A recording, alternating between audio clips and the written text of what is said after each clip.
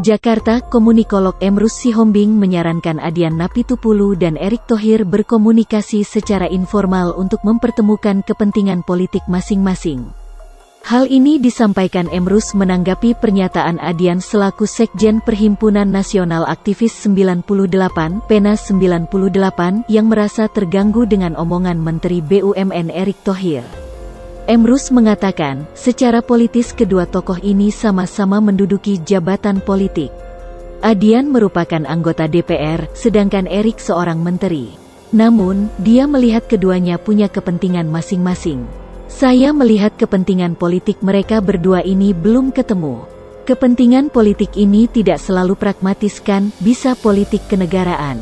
Politik juga tidak selamanya jelek, bisa juga positif. Saya melihat belum ketemu kepentingan politik kedua teman ini, ucap Emrus saat berbincang dengan jpnn.com, Selasa 3/11. Untuk mempertemukan kepentingan politik keduanya, lanjut Emrus, tidak ada salahnya bila mereka berkomunikasi secara langsung. Dia juga meyakini kedua tokoh ini saling memiliki nomor telepon satu sama lain, sehingga tidak ada salahnya untuk proaktif dalam membangun komunikasi bahkan ngopi bareng. Tentu ngopi itu menjelaskan kepentingan kedua pihak secara terbuka tanpa melanggar peraturan ya, tidak ada misalnya pertemuan sifatnya transaksional, tetapi pertemuan untuk kepentingan bangsa dan negara, ucap Direktur Eksekutif Emrus Corner ini. Dengan bertemu, katanya, Adian dan Erick yang juga mantan Ketua Tim Kampanye Nasional, TKN, Jokowi, Amin, mereka bisa saling mendengar maupun memberikan klarifikasi atas perbedaan yang ada.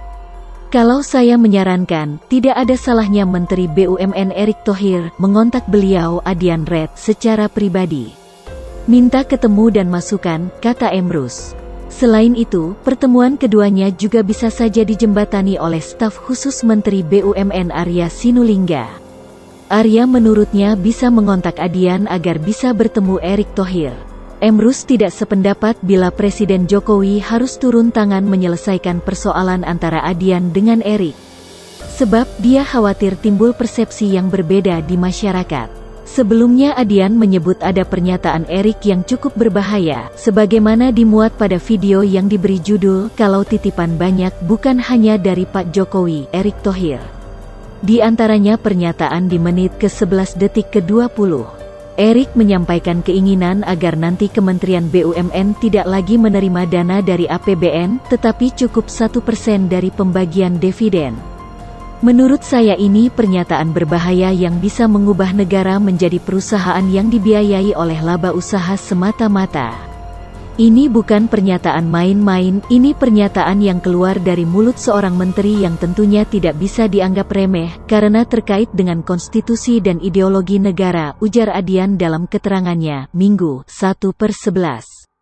Anggota Komisi 7 DPR ini kemudian menyarankan Erick mempelajari, bahwa mengelola negara bukan hanya sekadar berapa angka uang, tetapi di dalamnya ada mekanisme konstitusi dan kontrol melalui parlemen. Sehingga penentuan anggaran kementerian juga harus persetujuan DPR dan pemerintah. Bukan main asal ambil 1% laba BUMN.